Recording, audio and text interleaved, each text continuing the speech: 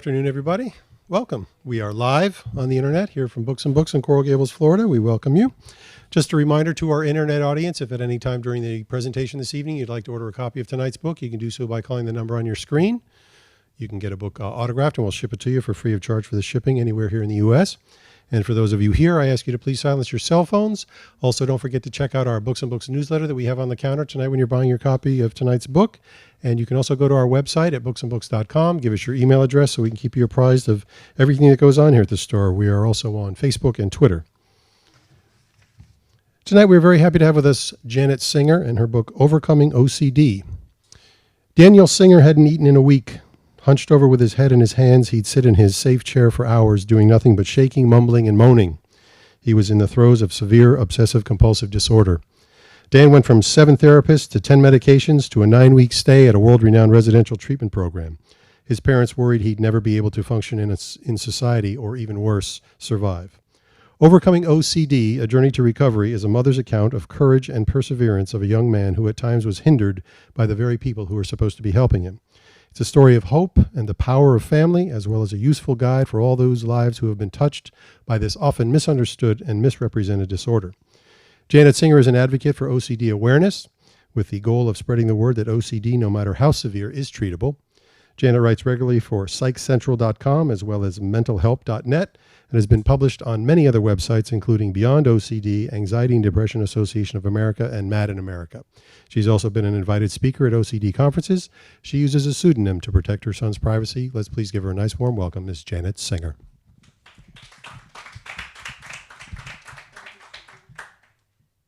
Thank you, Steve. Can everybody hear me okay? And I'm thrilled to be here just at Books and Books, so thank you for having me. Okay, so I just thought I would start out by discussing briefly what OCD is, because actually, as Steve said in his introduction, it's a very misunderstood and misrepresented disorder. You know, how people walking around saying, I'm so OCD, or I wish I were more OCD. And anybody whose life has been touched by OCD knows that nobody who has OCD wishes they were more OCD. Obsessive-compulsive disorder is a brain disorder that causes severe anxiety in those affected by it. As you can probably infer from its name, it involves obsessions and compulsions. And these obsessions and compulsions significantly impact the life of the person who is suffering. So what are obsessions? Obsessions in the context of OCD are thoughts or images that recur over and over again and feel out of the person's control and cause intense negative feelings of anxiety or fear, disgust, just intense negative feelings. In the context of OCD, obsessions are time-consuming and they get in the way of a person living the life that they value. So a lot of confusion, I think, comes in because the term obsession or obsessing is a regular everyday word, and people, somebody might say, oh, I'm so obsessed with this new rock star or this new perfume or whatever. And that has nothing to do with OCD, because when somebody is talking about being obsessed in this way, usually it's it's not anything like I just described as far as a distressing kind of feeling. It's sometimes positive, like, oh, I'm so obsessed over this singer. So it gets, it gets a little confusing. So you can be obsessed, with a song, say, that you hear on the radio, but it doesn't negatively affect your life. You can still meet your friends for dinner, get yourself to bed, get yourself up in the morning and go to work. And it's not OCD, because it's not anything that is negatively affecting your life. So one of the big differences between obsessions with OCD and just kind of everyday obsessions is that, as I said, the obsessions with OCD cause intense anxiety or negative feelings. So, and that's something a lot of people, don't understand when they say, I'm so OCD, when they're talking about, keeping their, their house clean. So, but then again, even if you have obsessions that are not a positive thing. So an example might be, for me, when my children travel, I make a point of always saying, travel safe, have safe travels. And it's just something I do. And if I forget or I'm not able to say that to them, I might, feel a little unsettled for a minute or two, but then I'll just, go on with my life. If I had OCD, chances are I would be distraught over not being able to tell them what, say this statement to them, and I might likely, I might likely come up with another compulsion, another ritual to kind of neutralize how I'm feeling. So I might decide, okay, I didn't tell them to have a safe trip, but if I count to 100, everything will be okay. And then I'll do that, and then maybe I'll feel okay after that, or maybe I won't, and I'll have to do it again, or I'll have to come up with something else to make me feel better. And that starts a vicious cycle. So that brings in the next part of OCD, which are the compulsions or rituals that people with the disorder feel compelled to perform.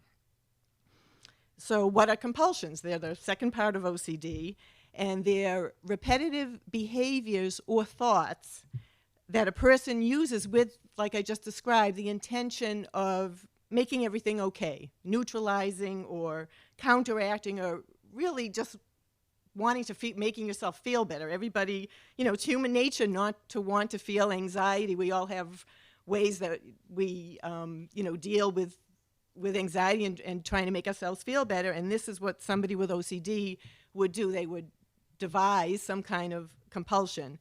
You can't always see compulsions. A lot of times they're mental. So, somebody might say, well, I think I might have OCD, but I really only have the obsessions because, I don't wash my hands and I don't tap and I don't count and out loud. But when you delve deeper, there's always some kind of some behavior or thought that can be traced back to a compulsion. One of the most common types of compulsion that people don't always realize is a compulsion is avoidance. If you're afraid of catching HIV at a restaurant, at any restaurant, or you just avoid going to the restaurant. That avoidance would be a compulsion, and avoidance is a particularly insidious kind of compulsion because the more you avoid, the narrower your life gets. And this is what happened to our son. He ended up sitting in a chair, not being able to do anything else because everything else was, off limits. So that is an example of what a compulsion would be. It's also interesting to note that people with OCD typically realize that their disorder makes no sense, that the obsessions make no sense, the compulsions make no sense, but they can't help it. They do it anyway. And compulsions also need, in order, in the context of OCD, need to be time-consuming, at least an hour a day, and interfere with the quality of the person's life. They're not able to live the life they want to live, which again is way different than somebody, saying I'm so OCD because I like a clean house. So the disorder is, quite misunderstood, I think for those, it's kind of a pet peeve for many people with OCD because it can be such a serious disorder, and people do use the term so lightly that it can be upsetting. People with OCD and people who know about OCD can feel it just minimizes the disorder. So on my blog and other writings, I work to kind of try and set the record straight over what OCD actually is. So that's kind of a basic description of the disorder. And the thing with compulsions is the idea of the compulsion, as I said, is to make yourself feel better. But what happens is while you might feel better in the moment, compulsions feed the OCD, and it makes the OCD, the disorder, stronger, and it becomes a vicious cycle that is very difficult to break out of. So, and also just, when I thought I would give a definition of OCD, it's really hard to convey, just kind of, okay, there's obsessions, there's compulsions, this is what it is, it's horrible. It's very hard to convey how devastating a disorder this really can be. I mean, most people don't realize, unless you have OCD, have a loved one with OCD, or are a professional, really how serious it can be. And there are people who, unfortunately, have taken their lives because they just couldn't even, live with it anymore. But there is one good thing about OCD that I think is good, and that is that it's treatable. It is a treatable disorder. So what is the treatment? I'm not going to get into medication right now because we don't have that much time, but I will say that there are medications that are used to treat OCD, and I know people that say medication has saved their lives and it's been great and wonderful. There are other people that say medication almost killed me. So it's really a very individual thing. For my son, it was not helpful, but I'm certainly not against medication. Whatever helps you is great. So there are medications that are recommended for OCD, but the frontline treatment, the frontline psychological treatment, as recommended by the American Psychological Association, is a cognitive behavioral therapy known as exposure and response prevention therapy. This is the gold standard right now for what we have for treating OCD. And it's really just what it's, if you take the words apart, it's easy to understand what it is. The premise is simple. The OCD sufferer faces his or her fears, that's the exposure, and refrains from engaging any of his or her compulsions, that's the response prevention. And what happens is because they're in this anxiety-producing situation, which is the exposure, and they're not doing the compulsions to make themselves feel better, their anxiety is going to skyrocket. And with ERP therapy, that's exactly what you want to happen. You want them to feel the anxiety, and you want them to kind of sit with it or stay with it, acknowledge it, and see what happens. And what always happens, though, the amount of time it takes at the beginning is could be a lot, but what always happens is the anxiety will reduce and it will go away. And the more you do this therapy, the more you will habituate or get more comfortable with whatever is causing the anxiety, and it works. And so it's really facing your fears in a nutshell. Of course, it gets a lot more complicated, than that, but I'm not going to go there right now. So you think, okay, this is great. We've got this horrible disorder, and we've got this treatment for it, so everything's fine.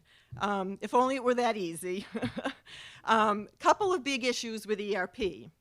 One of the biggest issues, and this was a huge problem for our family and for so many people who I've dealt with over the years, is that it's not widely used. It's mind-boggling to me, but it's not widely used. Either therapists don't know about it, or they are, they might have heard about it and think it's, they'll treat OCD another way or whatever. But it's really a big problem, and it's kind of one of my pet peeves, because I feel like, if you have cancer, a specific type of cancer, and there's a specific type of therapy that's going to cure that cancer, and you go to a doctor and he says, yeah, there is this treatment, but I'm going to use this other treatment. To me, it's the same thing with OCD. If you go to somebody and they say, well, let's try this, when we have an evidence-based treatment that is the gold standard right now. So that's one big problem with ERP, all these acronyms. Another big problem is for some people with OCD, it's very hard to actually get themselves to do the therapy, to even agree to approach it and say, okay, I will give it my all, or I'll even give it a try. And for me, this is, as somebody who does not have OCD, it's always been one of the hardest things to understand, but I know that it's true because I hear from so many people who've been in this situation. My family was extremely fortunate that our son was always very willing to get help. He went to a residential treatment program. It was like we were sending him to summer camp. He was so excited. So and at the time, I just thought that, I didn't think that was unusual. I figured, well, you have an illness, there's a treatment, let's get going. But it's very common for those with OCD to have what's called recovery avoidance, and there are many reasons for that, which I'm also not going to go into now because of time constraints. But it's it is a big issue, and I think for families and for loved ones, that's just one of the most heartbreaking things, because okay, you have an illness and we've got a treatment, and you can't connect you can't get the person to do what they need to do, and that's so that is a problem. And like I said, that's a kind of a whole nother book that doesn't exist yet, from my standpoint anyway. So as far as my book goes, I thought I would just give a brief history of how it evolved for me, and then I'll do a short reading and take questions if that works out for everyone. Okay, so when my son Deanne's OCD was at its worst, which was around 2008, he was about 18 years old at the time, a freshman in college, I started keeping a journal. It was therapeutic for me, and also helped me, make what little sense I could of what was actually happening, because our family really had just been thrown into this world we knew nothing about. We had, didn't know anybody else that had OCD that we, knew of at the time. And we were keeping track of, medications and doctors and opinions and events and things that he did and things that he didn't do. And it was just really helpful to have a journal for me. And so before I knew it, I had filled up an entire notebook.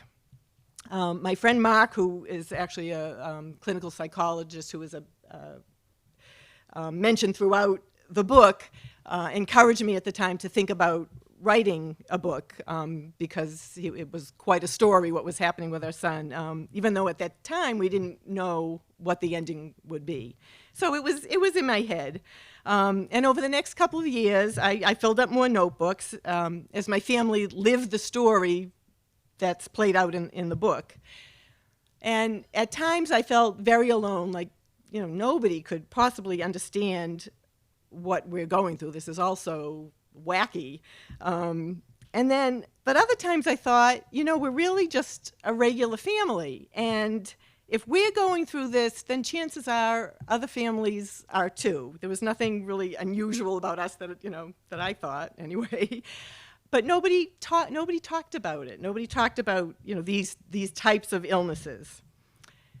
So I started to talk, first to my close friends, which kind of led to a chain of events of, I talked to one friend who said, oh, I have this friend whose son has OCD. They were all, in this case, they were all parents. And they said, would you mind, talking to this or this person on the phone? And I said, of course, I would be happy to. Thankfully, at that point, my son was doing well. So through these phone calls, I learned that what these parents wanted or needed most for me was not my, opinion on doctors or treatments or medications, though those are all certainly very helpful. What they wanted and needed from me really was hope. They wanted to know, they wanted to hear that their children would be okay. So I reassured them that, the best way I knew how, and that was by sharing our family story. Yes, my son had OCD so severe he could not even eat. Yes, he had barely been functioning. And yes, he has recovered. He was back in college at the time, medication-free, doing very well. And I could just sense the relief through the telephone as these parents, took in everything I was saying. So I knew it was helpful to share our story, and though I was always more than willing to speak to anybody that came my way, my advocacy pretty much ended there.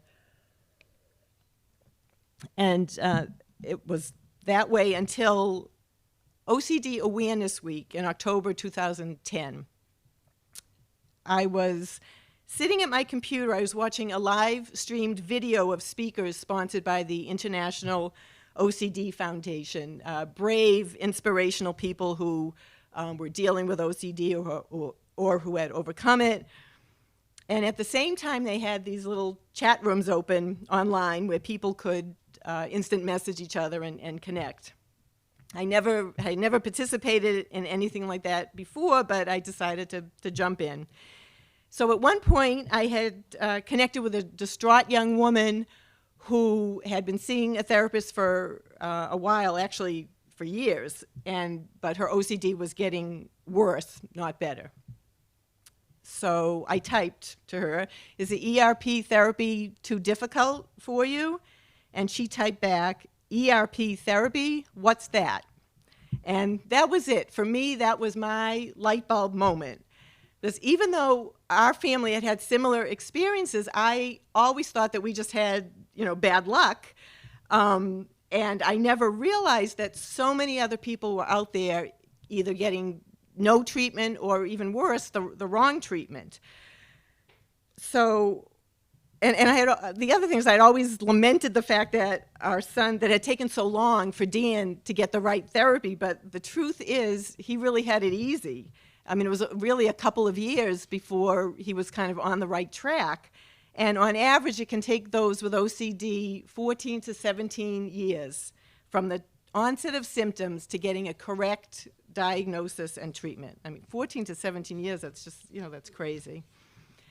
So there I was, and now I knew, I just, I got to get the word out because this is ridiculous. And I started to think, well, it would be years before any hypothetical book that I might write, might even be published, and I wanted to get the word out, immediately. So while I'd been toying previously with the idea of starting a blog, it was mainly because people had said to me, if you're going to write a book, you should have a blog, and that was, for me, just not a great incentive. But now a blog made perfect sense because I thought, this is real time, I can get, start a blog and get the word out that OCD is treatable. So I began blogging. I've been blogging now for about 4.5 years, and it's definitely out there.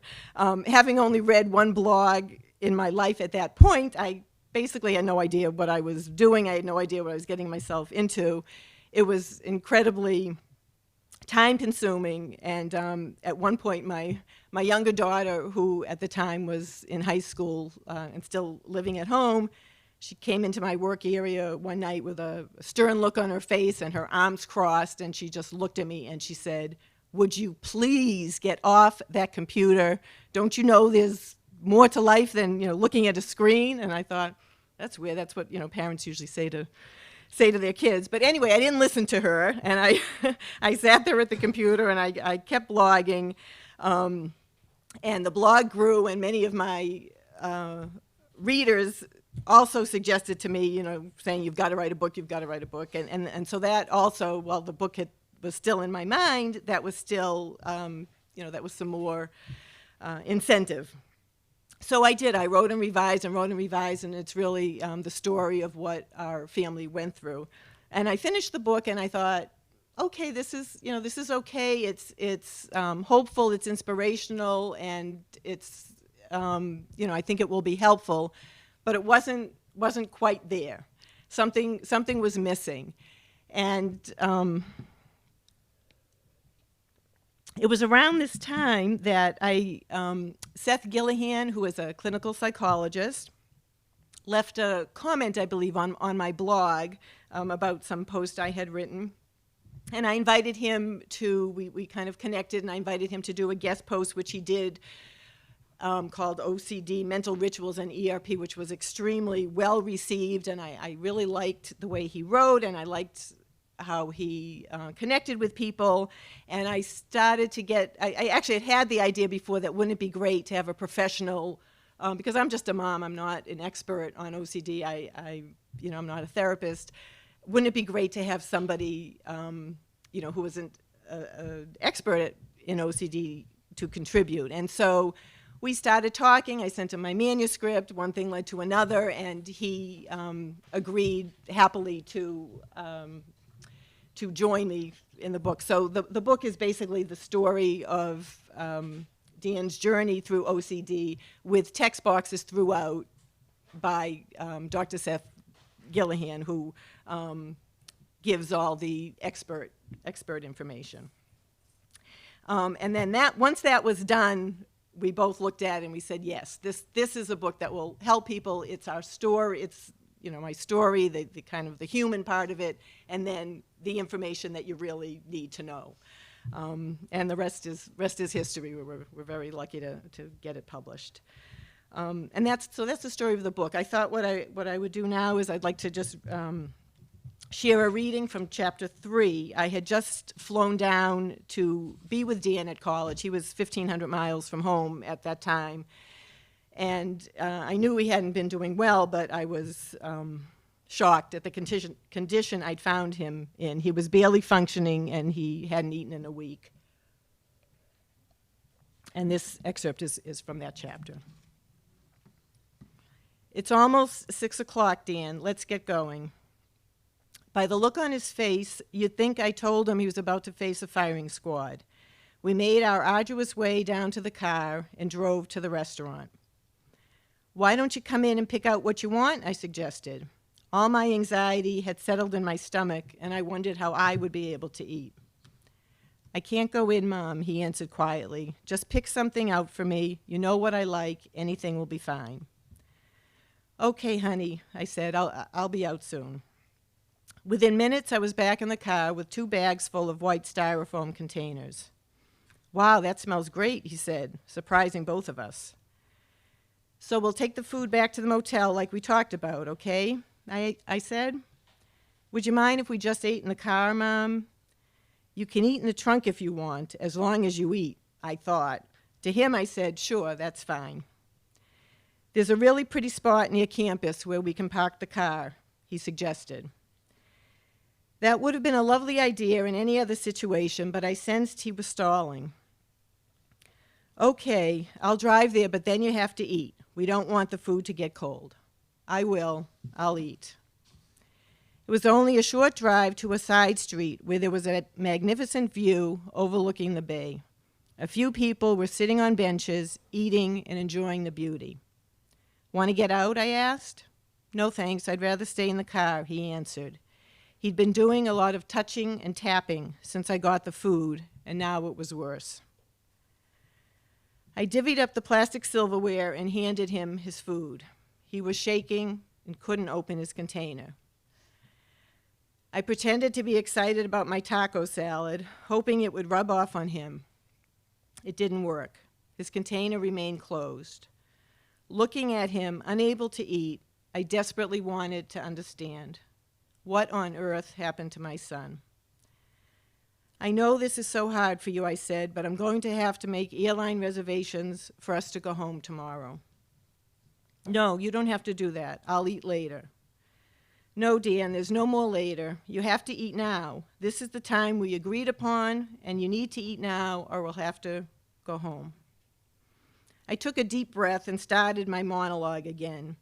You controlling your own actions, like eating, has no effect whatsoever on what happens in the world. You can't cause bad things to happen by eating.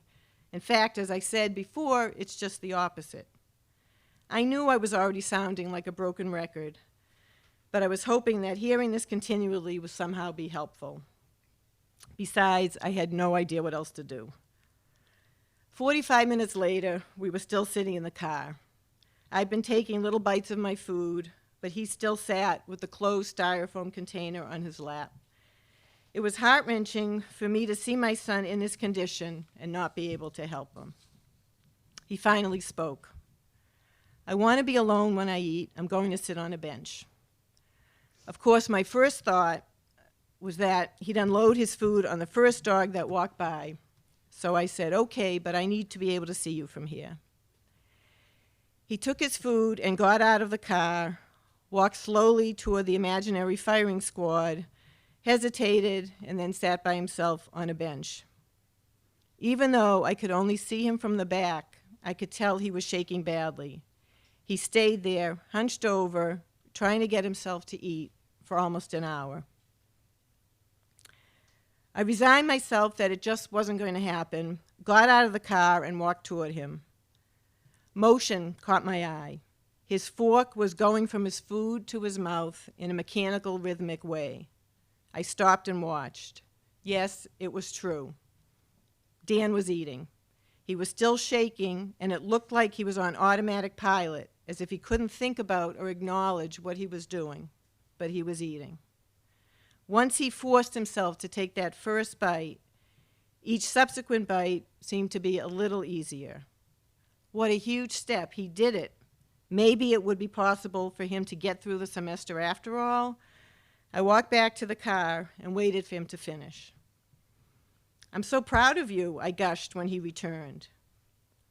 He seemed dazed, as if he couldn't believe what he'd just done. He got into the car and sat quietly for a minute before he spoke. Boy, that was really good. Guess I was kind of hungry. Though he made me smile, there was a strange disconnect between the levity of his words and the magnitude of the situation. I wasn't sure if he meant to be funny. Either way, it was okay. He'd eaten. I said, I have no idea what you're going through, but I know what you just did took a lot of courage and determination, and you should be very proud of yourself. Who knew watching my son eat a burrito could overwhelm me with such pride? So now that the book has been published, a lot of people ask me what my plans are, almost if the book was an ending of sorts. To me, that's not how I see it. To me, it's a great new beginning. I see the book hopefully as a powerful tool to help spreading awareness about what OCD really is and what the proper treatment is. So the boring answer to that question is, what are your plans? Is I'm going to keep doing what I've been doing all along, spreading the word that OCD, no matter how severe, is treatable, and that there is hope for all those whose lives have been touched by this horrible disorder. Thank you.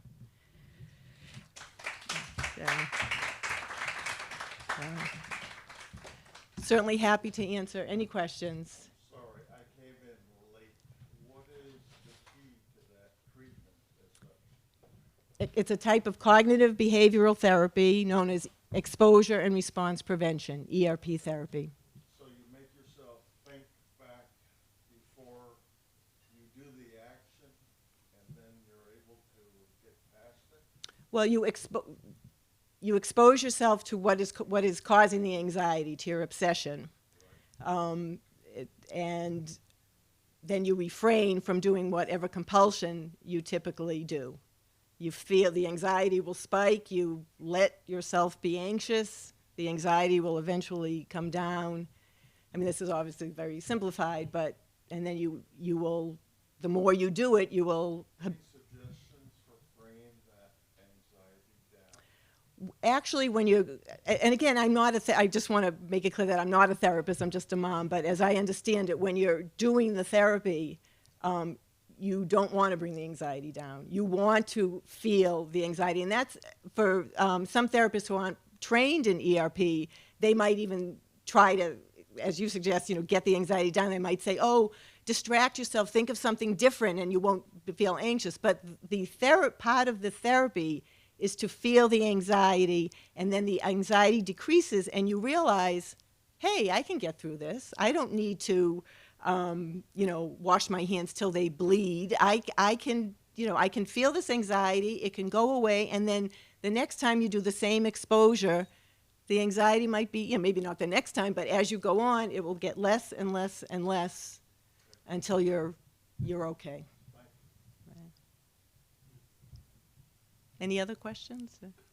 So there's no drugs No, there are many, it depends on the person. There are many people who have OCD do take medication. A lot of, I think the first drugs of choice are typically SSRIs, which are Prozac and a whole line of medications, which is, my son was on 10 different medications in various combinations, and no. What the right way is variable for each person. There are some people who need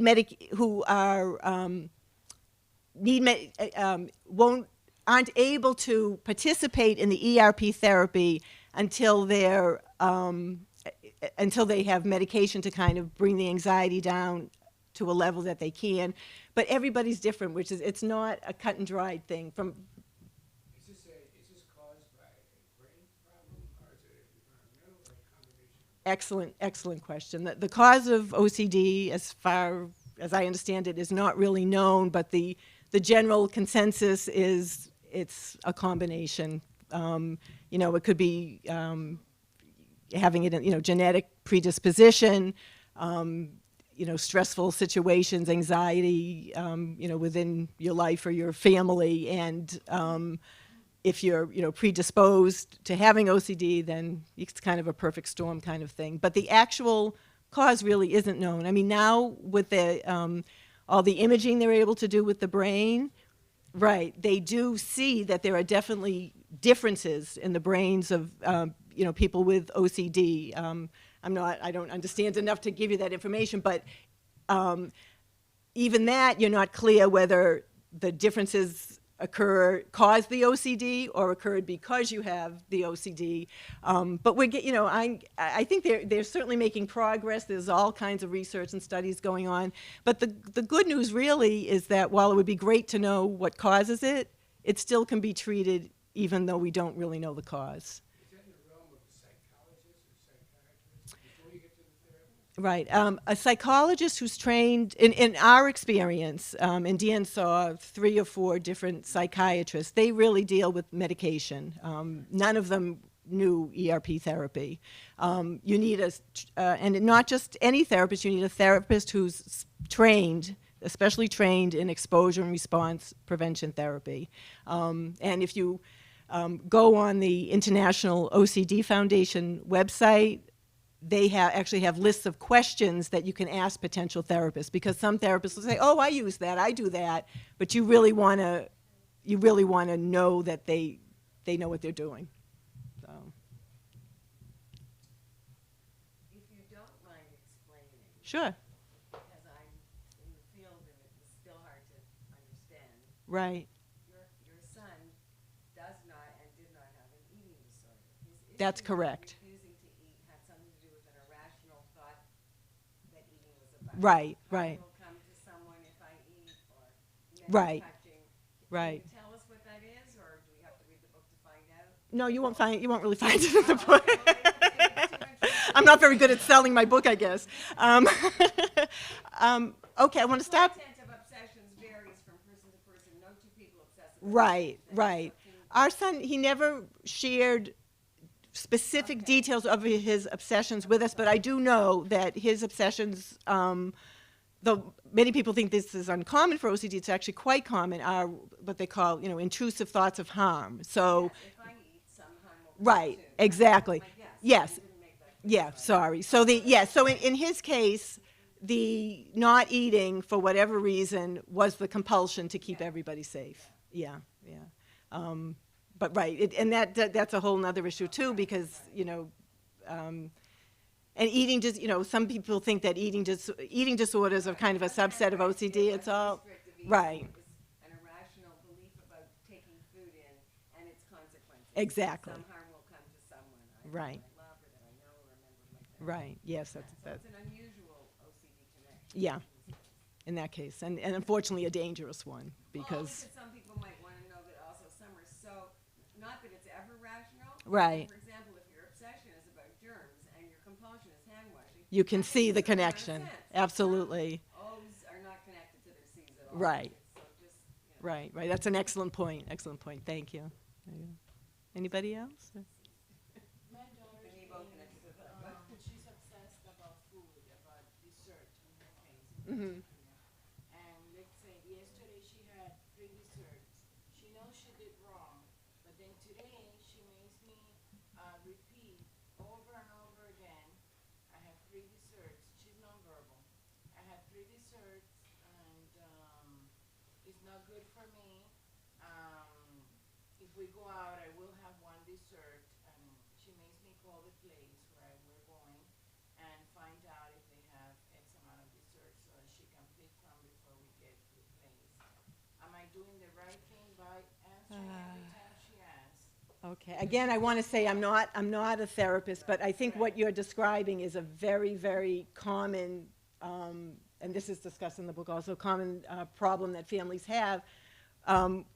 You know, especially parents, what do we want for our children? We want them to be happy. We want them to be fine. So if any time there's any kind of distress or anything that they say we can do for them to make them feel better, we do it. But in the context of OCD, it's really, for most things to do with OCD, you do the opposite of what you think you should do.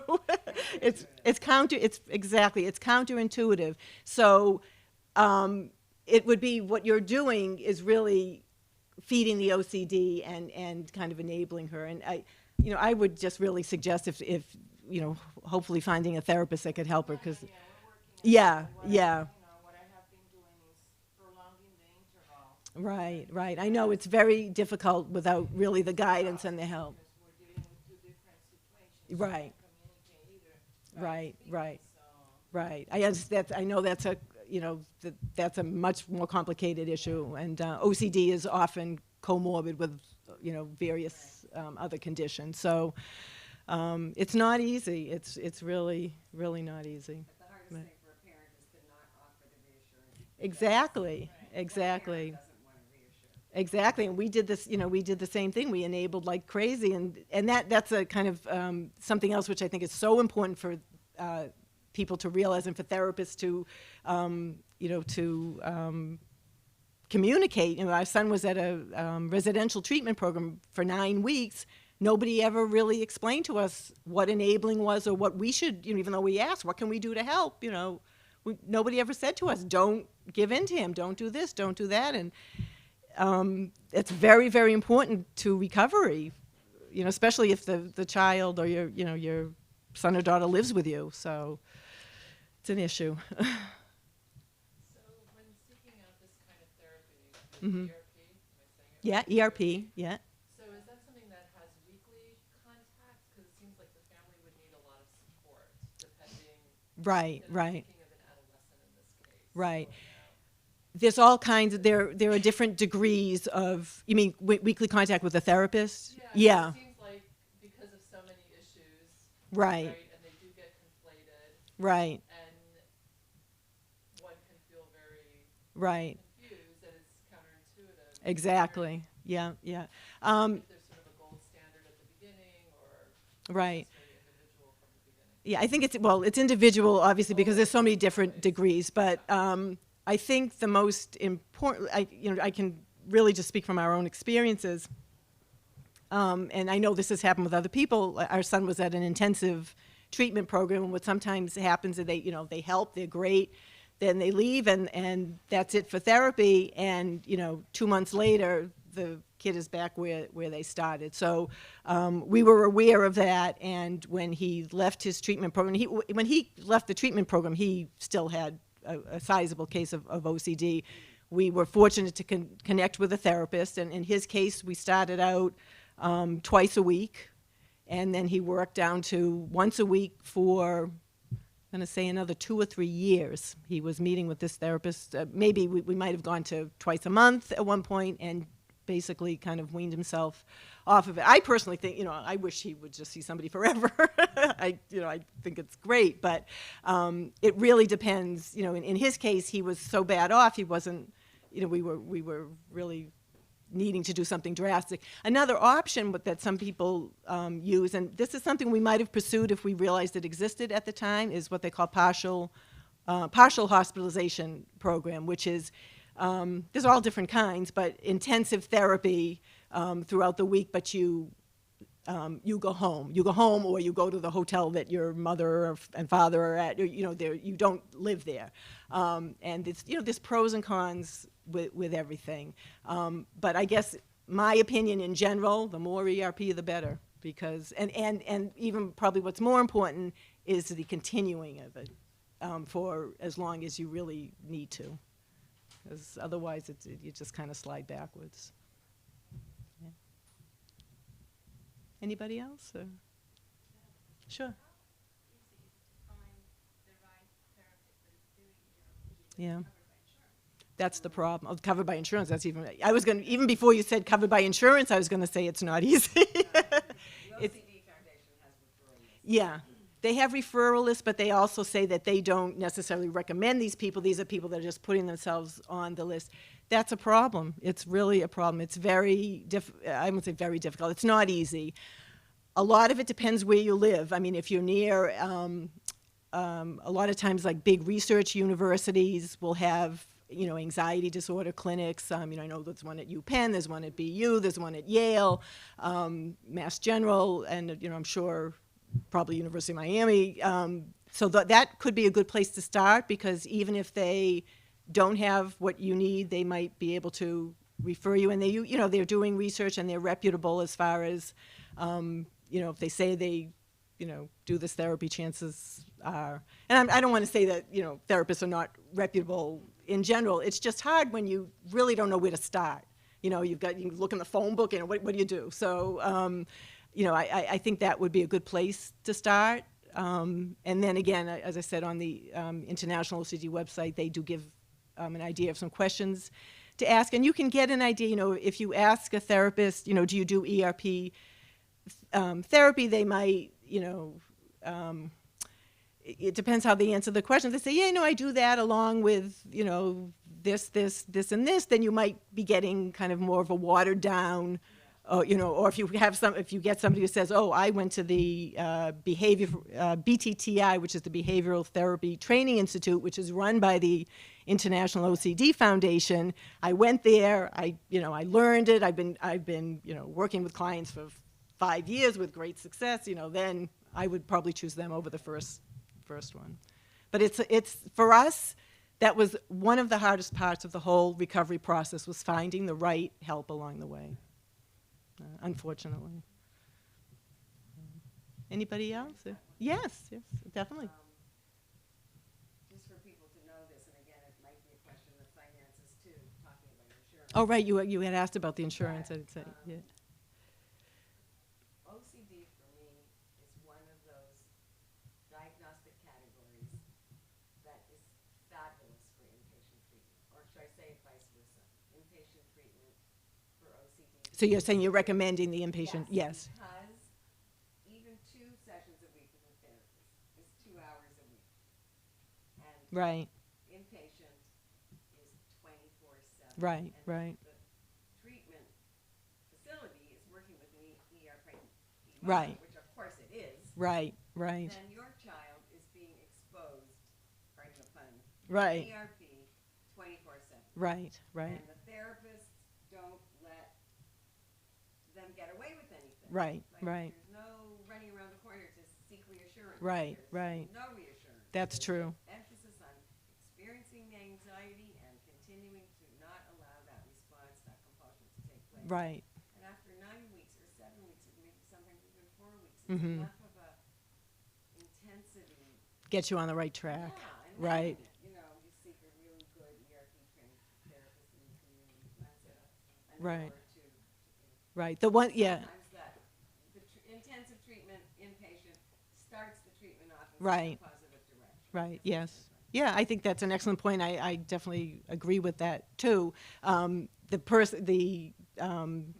person going into residential treatment program really has to want help, because from what I understand in general, these places have waiting lists like crazy, and they can't really, you know, you want help, great, we'll help you, but they can't really, they're not going to want to deal with anyone who's just taking up Yeah. space. I hate to say it like that, but, you know, but it's true. So it really, you know, that depends on the individual circumstances. And we did have some issues with the residential treatment program my son was at, but the bottom line is, as far as the ERP therapy, no question, they know their stuff. And there are several residential treatment programs throughout the country. There's actually Rogers, which is, you know about this, just opened in is it Tampa? No, Tampa. Yeah. And they're going to be very well represented At the- ADA conference, which is here in April. Oh, okay. Eric Stewart, who That's who's coming. right, That's who came to our office. right, he reviewed the book. It's on the back cover. So places like that are so incredibly reputable. I mean, Rogers is probably it's the best. And now they're opening in other places. They were based in Wisconsin, and now they're in Nashville, or they're in Tampa. I think they're expanding other places. So that's, great news. Yeah. Sure. So, anybody else? Any other? I'd like to close by saying, Okay. you said before that someone asked, where do you start? There's not much of a resource out there, but this book is a great resource. There's a lot of information in here, a lot of resources. There's a resource section. A lot of real-time and valuable experience from someone who's not the face of an insurance company or medical center. So Oh, that's for sure. This is definitely worth the buy. We have them for sale out at the counter. Ms. Singer will sign them right over here. If you're watching online, we still have time to get one signed and ship it to you. So on behalf of Books and Books and Ms. Singer, thank you so much for being here. Thank you We very appreciate much. you all being here. Buy your book up there. Thank you. Okay, thank you, thanks. Okay.